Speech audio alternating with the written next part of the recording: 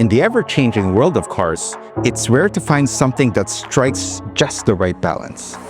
Familiar yet fresh, exciting but comfortable. Not too edgy, but definitely not boring. Today, we're diving into a brand that's been a global player for a while, but is relatively new to the Philippine market. We're looking at a 7-seater plug-in hybrid SUV that stands out for its solid features and competitive price point. This is the DFSK E5. Baby, I got it. And you feel like falling. I'll be there to prove. Yeah, that baby, I got you. No matter the distance, no matter the hoops. Yeah, baby, I got you. I got you. I got you. I got you. Baby, I got you. I got you. I got you.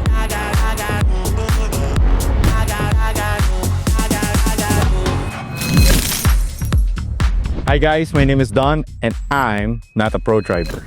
We've spent a few sunrises and sunsets with this car, and honestly, it just makes sense. Let me show you what the DFSK E5 is all about and why it's worth a closer look. Let's start with the key fob. So here's what the front looks like, here's the back. At the front, we have your light indicator, lock, unlock, and open trunk button.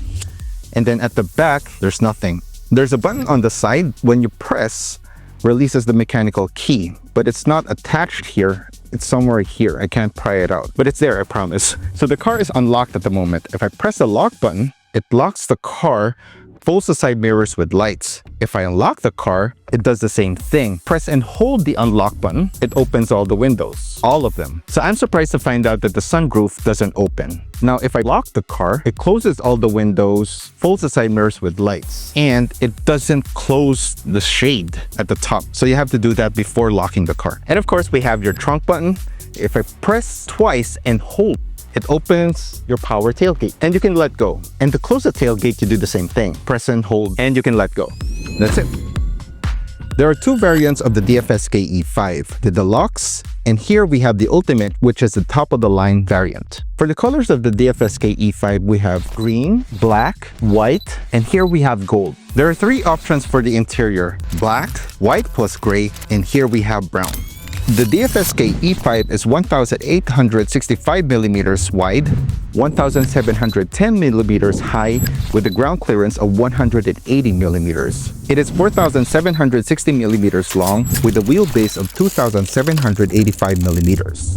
So front and center, you have your DFSK logo here, which is surrounded with this black plastic cladding. At the top, this is a DRL that spans all the way from one end to the other, connecting the two headlights. Then the two headlights have your DRLs here at the top as well, with your headlights here. Because this is a hybrid, you have to have this blue accent somewhere. And then below that, we have your grille, which is massive. And it has these chrome accents on each peg, and they're like stitched together. On the middle, you'll find the holes, but on the sides, it's covered with plastic. And then at the center of the grille, you'll find your front camera. We have your plate holder. Below that is more venting. And speaking of vents, we also have vents here, which goes on the side. So these are functional vents. Here you'll find your sensors. So you have one on each side. Below this plastic vent, we have an additional material which finishes off the bumper. One thing I was expecting to find here that isn't here is your radar for the adaptive cruise control. It's not here. And anyway, moving over to the hood, we have a large hood which is not overly designed. We have your wipers that needs to have a switch in order for it to get to maintenance mode. And then at the top, we have your notch, which is different because, well, you have a notch, but on that side, it's just design. On this side, you really have a notch. You have your DVR and your rain detection right there. Moving over to the sides, we have your big wheel arch right here. They have these lines that accentuate the width of the car, and then here we have an additional piece. It looks like a different color from where I'm looking at it right now, but it's still body color. So for the wheels, we have a two-tone design. We have your DFSK logo, and we have your chrome accents that looks like a star. On the outer part, we have these, oh, I was thinking it was plastic, but it doesn't sound like plastic, but it should be. It should be plastic. Otherwise, it's heavy. Anyways, it looks like rims of an EV. It looks cool. So it says here it's a 235/50 R19 and the brand of the tires is Chaoyang SU318A HT. Disc brakes at the front and disc brakes at the rear. For the suspension, we have a McPherson for the front and a multi-link system for the rear. And then here we have your side mirrors, which I showed you earlier. They fold automatically on lock and unlock. It has body color on the top and piano black finish at the bottom. And dividing that is your repeaters, and then below that is your camera for your 360 view. On the side mirrors is where you'll find your blind spot indicators. Below that is where you find usually badges that tells you something about the car. Here it's just for embellishment. It's in black and silver matte finish. And then here we have your handles, which is in body color. I like that. Only for the driver's side will you find a button. Other doors, you don't have that. So if you have your key fob with you and then you press that, it should lock and unlock the car. From where the camera is at right now, you can see the lines. They're aggressive, but elegant. Right? It doesn't look that sporty. It shows you that it's performant and yet it's still elegant. We have body color, which looks like a different piece, but it's not. It's still part of the door. And then we have aluminum accents that span from this door to this door. Awesome. We have privacy tint that starts from the second row all the way here to the back. At the top and bottom of the windows, we have piano black finish, but they're plastic. And then the curves here at the end, which I kind of like, sort of gives you this floating roof design, but it's minimal. And then at the top, we have your roof rail, which is functional. It doesn't squeak whenever I pull the car, and you can find 4 fixed points, 2 on each roof rail. Maybe it's just me. It's the first time I've seen a roof rail that looks like a fin. And then here is where you'll find your fuel cap. In order to open the fuel cap, you have to do it from the infotainment system. So there's a button, you press. So when you open this, you'll find your fuel cap, which has a capacity of 60 liters. And it says here 92 RON and over high quality unleaded gasoline only. So on the right side of the car is where you'll find your charging port. To open the charging port, you do the same thing. You just press. Okay, here you have your Type 2 AC charging port. Very nice. So this charges a battery with a capacity of 17.52 kilowatt hour with a pure battery range of 87 kilometers. The charging time of this is 4 hours. So for the rear, we have your badges. We have your DFSK logo, which is impressive because it's 9 pieces. It's not like one piece. No, it's 9 pieces. And then we have PHEV on this side. And then here we have E5 DEI. What's different from what I'm used to is the light bar, it's quite short and the taillights here are really long. And what's impressive about this is this whole thing is on the tailgate itself. So when you open the tailgate, there's no lights left. Below the light bar, we have your camera, 2 lights for the plate, and your button here to open the tailgate. We have your plate holder, and then below that, we have 1, 2 sensors on each side. So you have another 2 on that side. Here's your tow hook, your fog lamps, and your reverse. This is with the same aluminum matte finish that was found on the side of the car. We don't have a cutout for a tailpipe. You do have 1 muffler with 2 tailpipes on each side. It's just hidden. And then here we have your rear wiper with the foggers for the glass. We have your spoiler with your third brake light here at the top. And of course your antenna, which looks more like a tail of a plane rather than a shark fin. And it's black. So this is what the lights look like at night. At the front, this is off. This is on with the DRLs, low beam, high beam, then signal lights. For the back, this is off, then low beam, rear fog lamps, brake, signal lights, then reverse. So to open the hood, there's a lever. You pull once. And then once you open the hood, it doesn't help you, but there's a stand. I preferred it if there was no stand and something was helping you raise it up. But this is cool. You have a covering here and it feels like an EV. So what you'll find here is your washer fluid, which has a decent size cutout right there that you can open. And you have a cover here that for the life of me, I can't seem to open.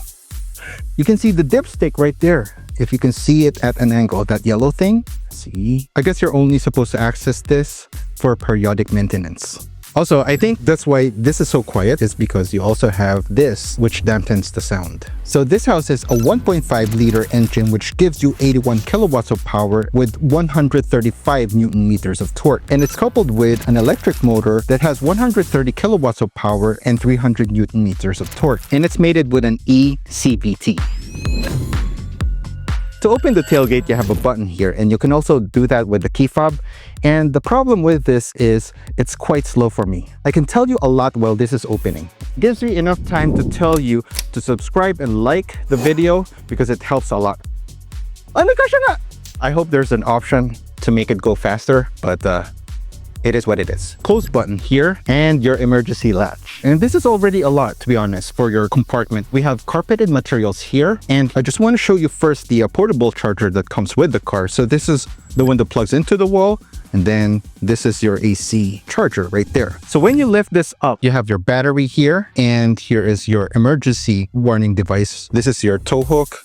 Where is your tire repair kit? I think it should be here somewhere. It should be provided to you. It's not a lot. I was hoping that there is like a bigger pocket or storage that you can stow this in. Unfortunately, you don't. You do have one light here on the right side, and then you have some vents here that I can pry out, and that also goes here on this side. We can stow the seat belts away. I like these types of things where you can stow them away so it doesn't make any sound. We have 4 of them. You can see that here. 2 for each row. Of course, you can raise this up like so. So this will give you an idea of how much space you have. This is not bad, actually. This is like a trunk space of a compact hatchback. Now, to fold the second row seats, you can just fold it like so. And then I'm going to do that on the other side. So we have a 60-40 split here. And this is a lot. We don't have the exact numbers of this, but this is a lot. So I just noticed something. You don't have a light here. Knowing that you have passengers here on the third row, sometimes you should have a light. I think it would have been better if there was another light here, or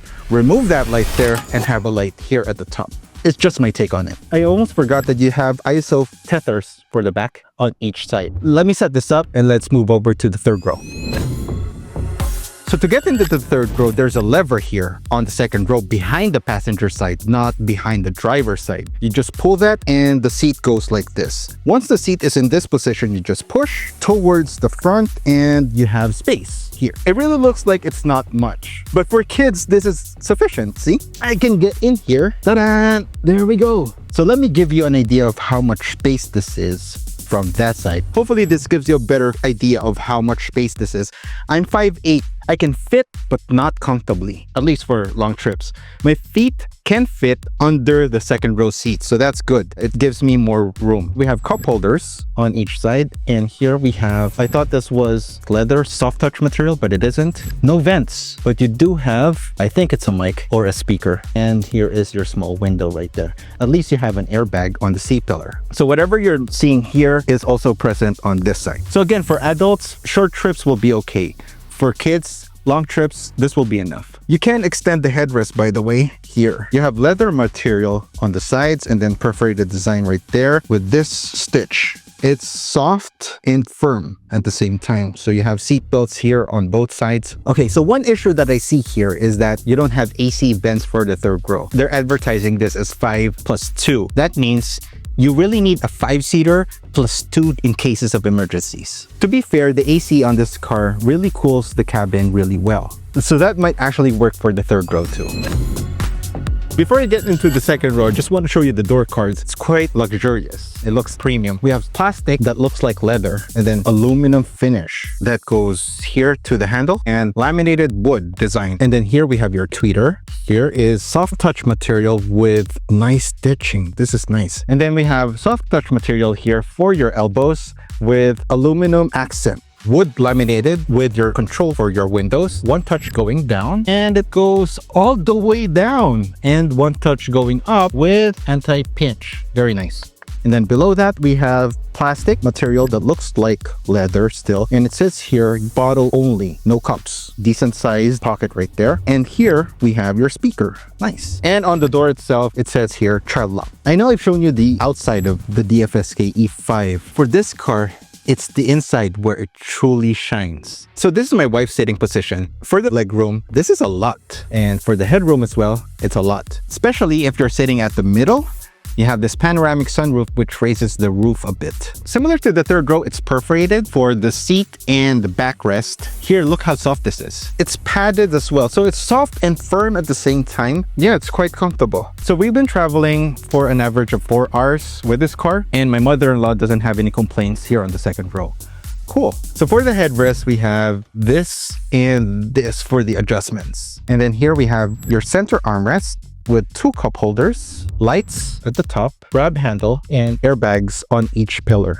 And then we have pocket behind the first row seats, AC vents behind the center console, and then here we have USB Type A port for charging and a pocket. By the way, we have a tunnel here, but you won't complain about it. It's very minimal. And then we have vents here for your feet under the first row seats. If you want to feel generous to the people on the third row, you can also move this forward and backward. You can also do that here.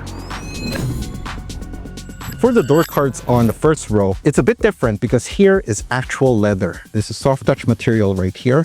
Still, same aluminum accents right here, wood, laminates, and here we have your tweeter. Everything on the passenger side is the same as here on the driver side, except for the controls here. So you have controls for your side mirrors. Here's your unlock and lock buttons, a window lock button, and your switches for the windows. I really like the wood finish here. It gives that luxurious vibe. Same as the one on the second row, we have plastic bottle holders, which is bigger than the one from the second row, and speaker. So for the windows, we have one touch going down, and it goes all the way down, and one touch going up, still with anti-pinch. Very nice. For the seat adjustments for the driver's side, we have 6-way, and the only addition to the passenger side is the seat height. So both the passenger and the driver's side have the adjustment to move forward and backward and recline the backrest. Specific controls for the driver's side, we have your sensors, and then here's your open tailgate. Here's snow mode or wet mode, and then here is your adjustment for your headlight level. And then here we have a pocket or a compartment. Nice. One thing I want to tell you guys is when I open the door for the first row, it surprises you. I think I know why. A lot of manufacturers make this in dark color. Here, it's the same as the one for the seat. They're all light brown. Ooh.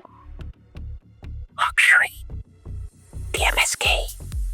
So onto the first row. It feels familiar. I really like it. So we have same materials as that of the second row. Yeah, I like the bolstering here. By the way, they're ventilated and heated. This is nice. So we have the steering wheel, which is leather wrapped with stitching all around. And then we have some garnish of piano black finish and matte for the buttons. I like that.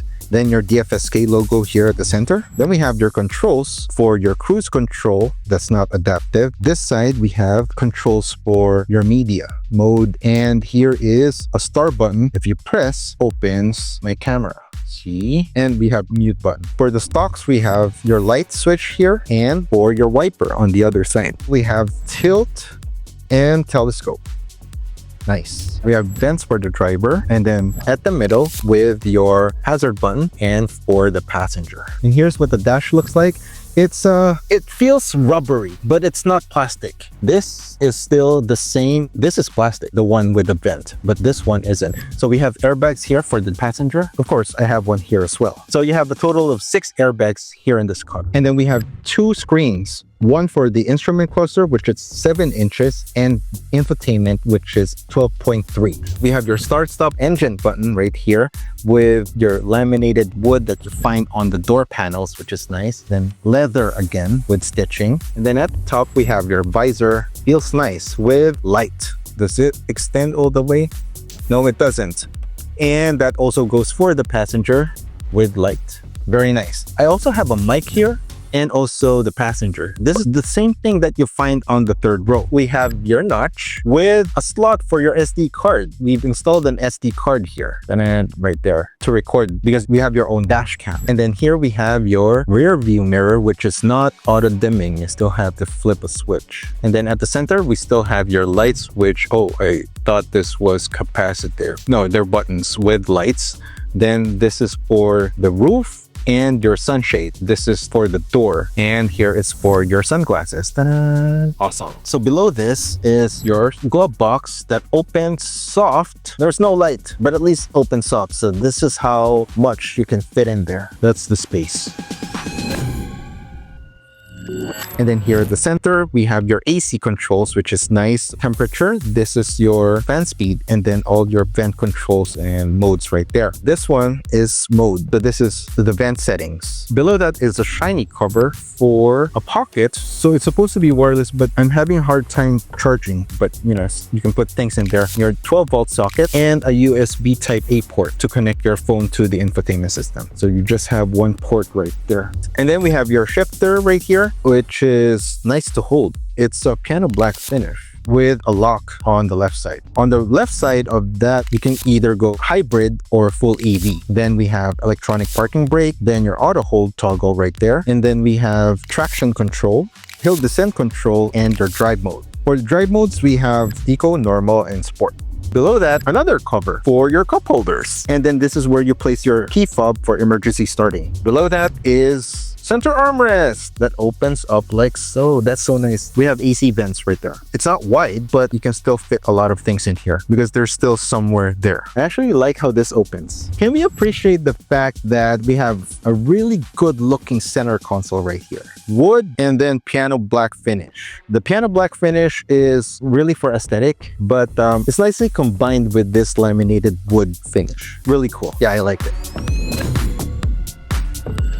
So for the instrument cluster, we have your battery levels on the left and your fuel levels on the right. On the left side, you'll find your park indicator, your seat belts, and other warnings. And then on the right side is where you'll find mostly your light indicators. So you have your park light, your headlights, and also for your rear fog lamps. For the center, we have a screen. Top left is your time, hybrid, or full EV mode. I can't switch it because I have low battery. Then we have your gear, drive mode, and then the temperature outside. Then below that is your media, what's currently playing on the car from your phone or your radio. And then moving further down is your speed. And then on the right side is the power that the car is consuming. I will show this to you later that it will go to a negative value. That means it's regenerating. Then at the center, it's like your view mode. And then at the bottom is where you'll find all your trip data, like your distance to empty and your odometer and so on. I'm going to use the controls on the steering wheel here. We have settings, then we have car computer, then we have Navi. Let's go to settings first and then hit OK. At the top, we have trip setting, warning volume, which is typical or comfort. So you have options there.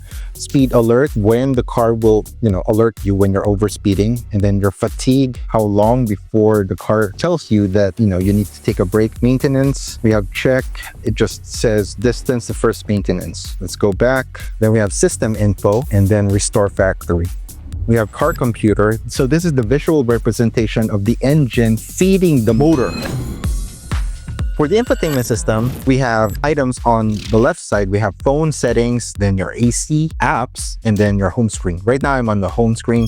And we have several widgets like the media, your AC, phone. According to DFSK Philippines, they are able to install Android Auto and Apple CarPlay upon request. Right now, what we have here is Car Auto, which just mirrors what's on your phone screen to the infotainment screen. So that's home. And then we go to apps. So AVM, this is what it looks like, the 360 view. We have rear, left, right, then front.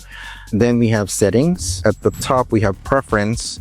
So this is what it looks like. We have steering mode, comfort sport, then your brake pedal feel selection. And then we have body, electric back door, which is your tailgate. You can fully open and it opens. You can do that as well with the physical buttons here on the left side of the driver. Then we have automatic folding unlock mirror. That's your side mirrors right there. Then we have remote key synchronization control skylight. And then lock car. So I guess this is to sync your key with the sunroof on locking and unlocking the car. Driving assistance. We have rear cross traffic alert, we have door open warning, then we have rear collision warning, blind spot detection or lane change assist, and then we have your front radar related AVM, and then turn signal related AVM. In terms of ADAS, this is pretty much what you really need. I wouldn't say it's complete, but it's a lot already. I just really wish it had adaptive cruise control. Safe, we have low speed pedestrian warning, driving video. This means you can play a video while you're driving. Then power on safety tips. Let's turn that on.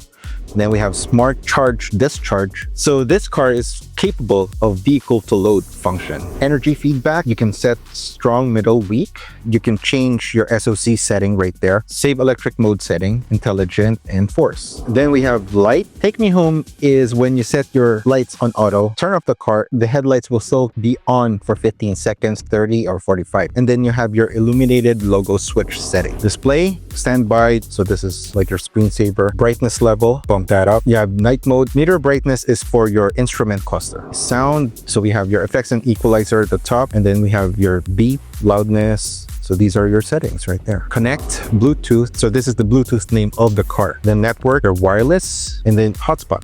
Going to general, we have your language, time format, mileage, power unit, pressure unit, time zone, radio, status bar display. So this will change. This is where you reset factory settings. So system information about, and shows you a version of the software. AC, this is awesome. It looks so cool. And anyway, we have ventilated seats and heating for both the driver and the passenger. We have your fan speed right there. Then you have some of them that are accessible here on the console. Going back to apps, we have AC. We saw that earlier. Then we have radio. So that's what the radio looks like. USB music, Bluetooth, phone, music, video, gallery. Then we have your car auto and DVR. So this is what the DVR looks like. We inserted an SD card here at the top, and right now it's recording. So if I stop recording, then it stops. You can hit playback. It just records your car, so you don't need to buy a dash cam, which is cool. That's it for the apps. When you drag from the top of the screen, you get to see these options. These are like shortcuts. This is really important because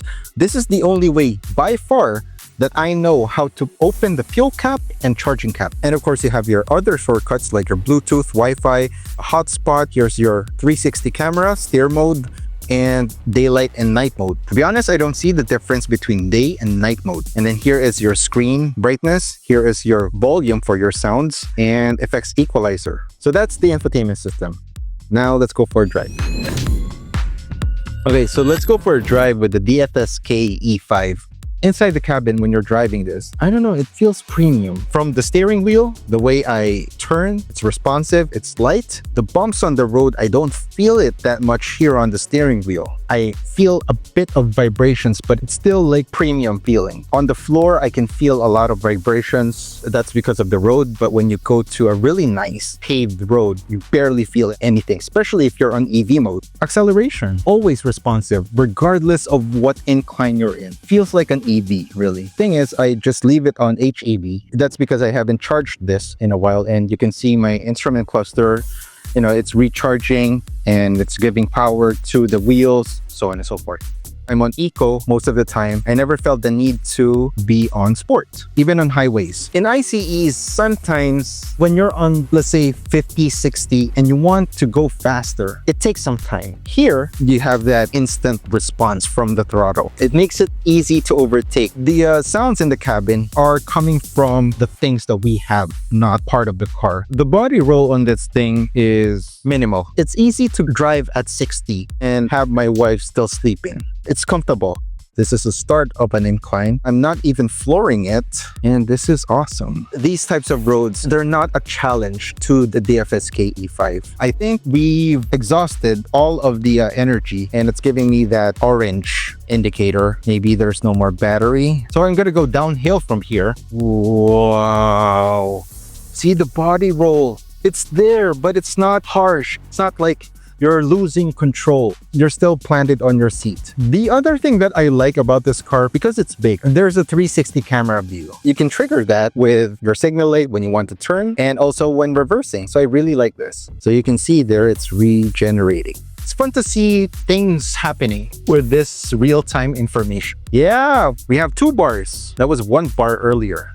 Unlimited power. So when you're braking, I guess this depends on how you brake, but for me, I like how this feels because it's not harsh. And I always like to drive in a way that my passengers can sleep comfortably. This car helps me in achieving that. Also in the city, I've experienced, it triggers the hazard whenever there is like a motorcycle behind me that approaches really fast. So that's the rear collision warning triggering itself. It's fast and it's not annoying. Like 1, 2 lights, that's it. It's just enough to notify the driver behind me that, hey, the E5 is here in front of you. So I know it's not a luxury car, but the experience that I'm getting here is pretty premium for what it is. It's not really floating per se, but it gives you a nice experience, especially with these seats. I mean, they're not the softest, but again, it's not the most comfortable seat, but with the suspension and how all these dynamics work hand in hand, it's right up there with the most comfortable cars that I've driven so far. And that wraps up our review of the DFSK E5, a plug-in hybrid that lets you truly enjoy and feel the ride. Performant with a premium experience. With a starting price of 1,580,000 pesos for the deluxe variant and 1,880,000 pesos for the ultimate, this plug-in hybrid SUV goes beyond the basics, delivering tech and comfort that gives you value for your money. I really wish it had adaptive cruise control, but for this price, you can't go wrong. After a few days with this car, I definitely urge anyone who's looking into plug-in hybrids to give this a shot. You might just be as pleasantly surprised as I was. I would like to thank DFSK Philippines for letting us take this car on our getaway. Again, thank you so much. Hanggang sa ulitin, kita-kits.